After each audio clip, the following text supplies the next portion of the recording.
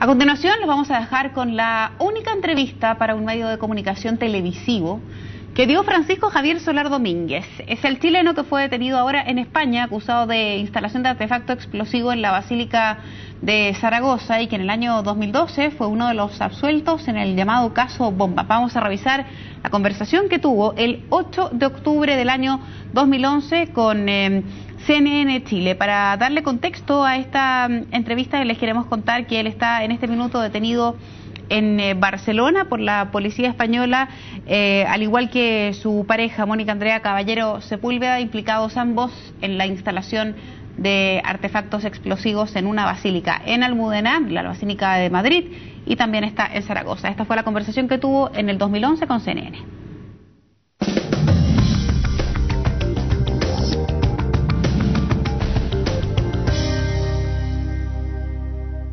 La Fiscalía Sur optó por desechar los cargos de asociación ilícita a los 13 imputados en el caso Bombas.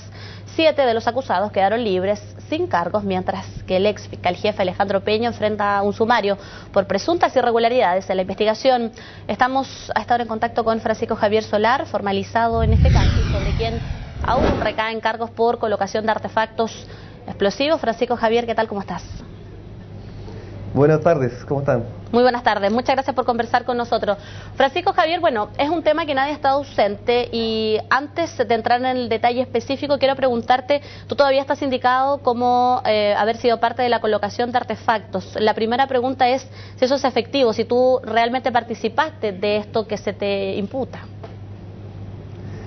Como lo he sostenido durante todo este proceso, yo no tengo absolutamente nada que ver con la colocación de los artefactos explosivos que se me imputan, ni con ningún otro. No hay ninguna prueba que me vincule con los hechos directamente, son puras suposiciones y se basan básicamente en la declaración que da un tipo que tiene esquizofrenia y que luego se retractó. Entonces su testimonio de hecho hoy día es súper débil. Eso es lo único que supuestamente me vincularía con los hechos que se me imputan. Francisco Javier, tú dices que esto sale en versión a una persona que tú indicas que no tiene validez. Tu nombre sale indicado también por otra de las personas que también está en este grupo, Gustavo Fuentes Aliaga, conocido como el Grillo. A él haces mención tú cuando nos cuentas lo que nos dice. A él me refiero. ¿No tiene validez para ti? ¿No tiene validez para ti lo que él dice? Absolutamente. O sea, él hace una declaración una vez que, luego de apuñalar a su polola, el tipo estaba, según él, bajo la influencia del alcohol y vincula a una serie de personas con atentados explosivos. Yo, de todas esas personas, fui el único que estuve preso. Luego él se retracta en una serie de oportunidades y vamos a ver lo que dice en el juicio, pero no, lo que dice él es totalmente falso. ¿No tiene validez para ti tampoco, en base a lo que tú nos planteas, otras pruebas, como por ejemplo testigos protegidos que ha presentado la Fiscalía, otros antecedentes, no guardan relación con lo que tú nos cuentas acá y que tú has expresado? Absolutamente. También ahí está la declaración de un testigo protegido, que la Fiscalía me lo puso específicamente a mí al lado de mi celda en la cárcel de máxima seguridad, para que él compartiera conmigo y supuestamente me sacara información. Este tipo era un cubano que trabajaba específicamente para el fiscal Peña. Él lo reconoce en una de sus declaraciones. Por eso el juez Avilés lo descartó del juicio oral por declararlo que constituía una infracción a las garantías constitucionales. ¿Tú conversaste con esa persona cuando pasa lo que tú nos estás narrando? ¿Que estaba junto a ti en esta celda? ¿Le comentaste antecedentes o él aseveró algo respecto a lo que después posteriormente podría decir? Lo único que hace él es confirmar la teoría de la Fiscalía. O sea, yo conversé con él cosas que... o sea, estaba con él todos los días. Estaba con él Entonces, y después él inventa una serie de cosas que yo había puesto no sé cuántas bombas y pura mentira en el fondo. Pero él estaba haciendo su trabajo para obtener beneficios carcelarios. De hecho, me parece que ahora está en libertad. ¿Crees tú que esta persona fue beneficiada, pagada directamente por la Fiscalía para dar este testimonio y inculparte a ti? Sin duda. Él me manifestaba siempre que estaba buscando beneficios carcelarios, que quería irse de la cárcel de máxima seguridad hacia otra cárcel para obtener beneficios cosa que se hizo efectivo. Francisco Javier, entonces, en base a eso, lo que conversaron y bajo la premisa que tú crees que esta persona fue pagada para que entregara ese testimonio, ¿él entregó antecedentes que tú nunca le mencionaste o que él nunca tuvo conocimiento en base al tiempo que estuvieron juntos? Por supuesto, es todo inventado. Es todo inventado. O sea, todas sus declaraciones, porque él mandaba informes semanales a la Fiscalía Sur, específicamente al fiscal Peña. Es todo inventado, es todo inventado. ¿Cómo te consta a ti que es todo inventado? Porque yo leí todas sus declaraciones, están en las carpetas de investigación. Yo nunca más hablé con él de eso. No correspondía en lo absoluto lo que él dijo, nunca lo mencionaron, nunca lo hablaron. En lo absoluto. ¿Es para ti, Francisco Javier, todo esto que se genera donde estás tú y además otras personas también involucradas, un montaje general o lo que tiene que ver contigo particular para ti solamente es una mentira? Yo, luego de leerme el expediente, las carpetas, corresponde a un montaje general. O sea, el tema de la asociación ilícita, que ya se cayó, eso fue un montaje creado por la Dipolcar y avalado por el fiscal Peña. ¿Con qué objetivo crees tú? Con el objetivo de dar una señal a la opinión pública de eficiencia, porque este gobierno, supuestamente el gobierno de la eficiencia, no habían responsables de los bombazos y agarraron a una serie de personas que no se conocían entre sí, porque yo conocía a una o dos personas. Entonces, ¿cómo? Si es que una asociación ilícita se tiene que conocer todo. Yo no conocía absolutamente a nadie, o sea, a dos personas nomás. ¿Y te resulta azaroso que hayas estado tú involucrado en este grupo? O sea, ¿tú fuiste una víctima de este supuesto montaje que tú dices o crees que había un objetivo más allá de, por ejemplo, que tú estuvieras entre los nombrados? Por supuesto, o sea, yo fui la víctima del montaje. Yo mis otros coimputados somos una víctima de este montaje. Pero ya, afortunadamente, esto ya se está aclarando, ya está saliendo a la luz la verdad, en el fondo, y tranquilo va a esperar el juicio. O sea, no hay absolutamente ninguna prueba que acredite los hechos que se me imputan. Entonces, por eso es que yo no tengo problema en enfrentar el juicio. De hecho, si hubiera tenido problema en enfrentar el juicio, hubiera aceptado los ofrecimientos del fiscal Peña para declararme culpable. Tú haces directa alusión al ex fiscal Peña. ¿Qué pasa con el ministro del Interior, Rodrigo Ginspeter, que fue un protagonista en este tema del caso Bombas y que además trabajó codo a codo? Además, cuando el fiscal Peña era, de hecho, fiscal y estaba llevando a cabo este caso, ¿para ti crees que también tiene un grado de responsabilidad? Directamente, o sea, y lo corrobora que el fiscal Peña se haya ido a trabajar de empleado suyo. Ginspeter tuvo desde un comienzo responsabilidad en esto. O sea, el 14 de agosto a todos nos trató de terroristas, de que habían pruebas contundentes contra nosotros, cosa que siempre fue falso. Nosotros siempre supimos eso. Entonces, él ahora tiene que responder y tiene que dar la cara. Francisco Javier, ¿qué medidas toman ustedes ahora? ¿Qué esperas tú que suceda? ¿Cómo crees que va a terminar todo esto? Con la absolución definitiva hacia mi persona. ¿Crees que no hay argumentos sustantivos que puedan determinar lo contrario, que tú realmente seas culpable, por ejemplo?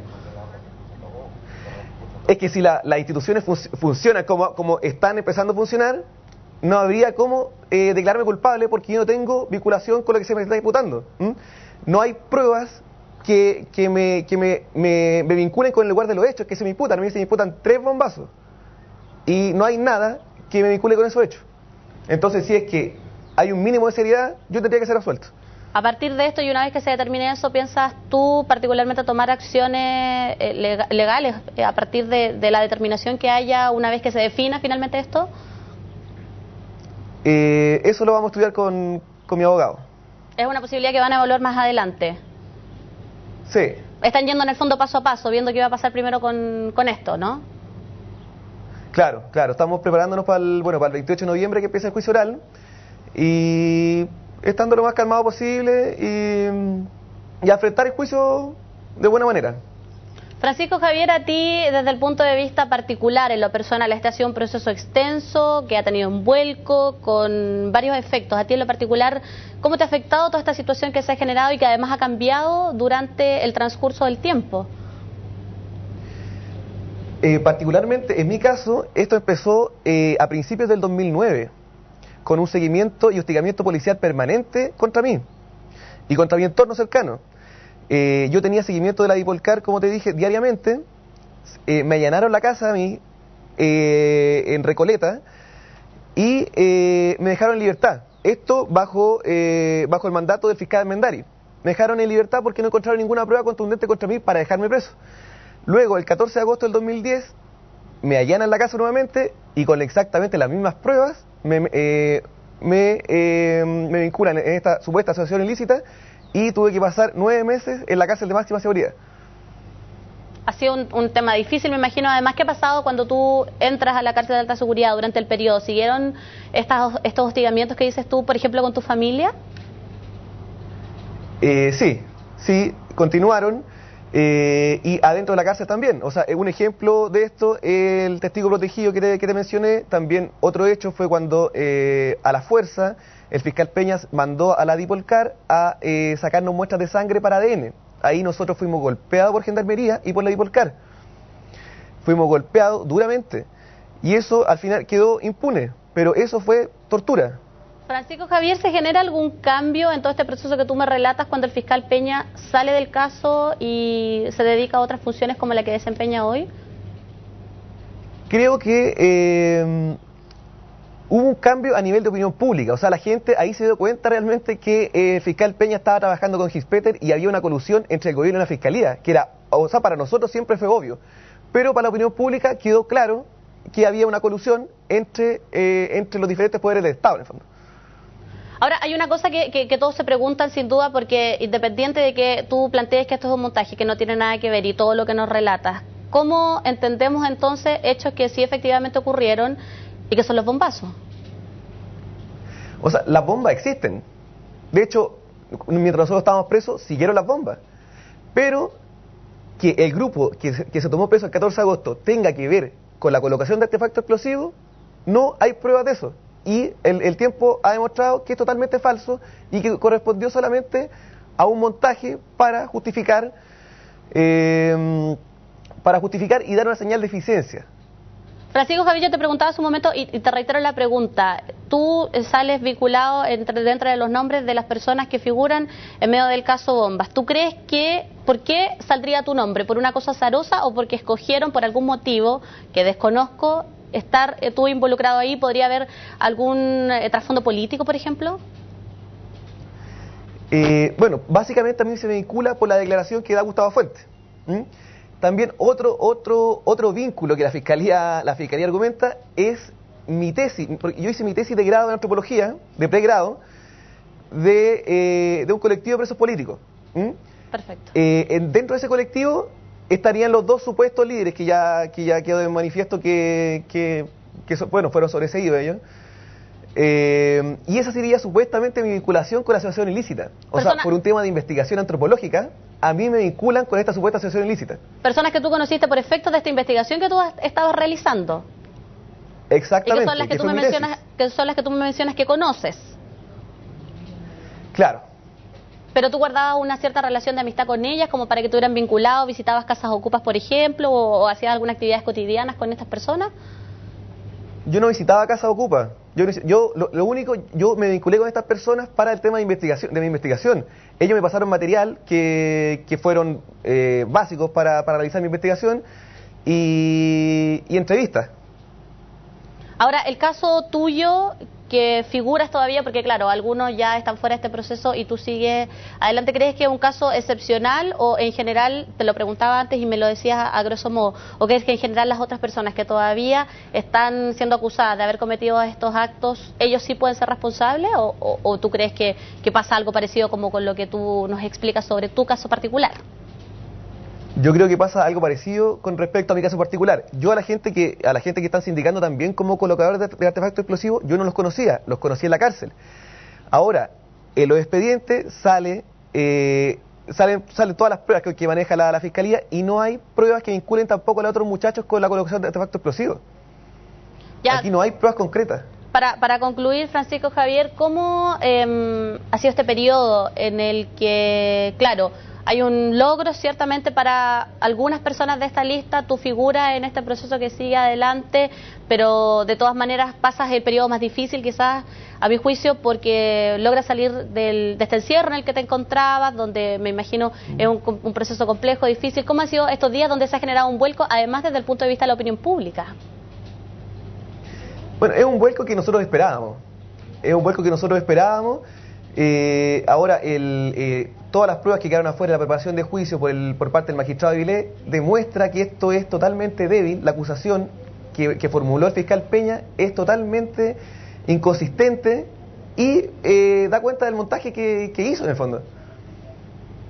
¿Crees tú, Francisco Javier, que tú me hablas del fiscal Peña, pero también este caso tuvo otros fiscales antes? ¿Venía desde antes también este proceso? Exactamente, como te conté hace poco, el fiscal Armendari dio una orden para allanar mi casa en Recoleta el año 2009. Él no fue tan, ¿cómo podría decírtelo?, inescrupuloso como el fiscal Peña para inventar todo esto. Él, claro que estábamos los mismos sospechosos, pero él sabía que aquí no existe ni una asociación ilícita ni nada. Entonces él por eso no tomó las medidas que tomó el fiscal Peña, que sí es un tipo totalmente inescrupuloso, y se lanzó a este juego que al final está perdiendo. Francisco Javier, quiero agradecerte por darnos estos minutos para conversar con nosotros. Muchas gracias por entregarnos detalles de tu testimonio, los antecedentes que usted tiene, y por supuesto vamos a seguir revisando este tema ampliamente porque queda todavía un tanto para seguir analizando. Gracias, que estés bien, buenas tardes. Gracias a ti.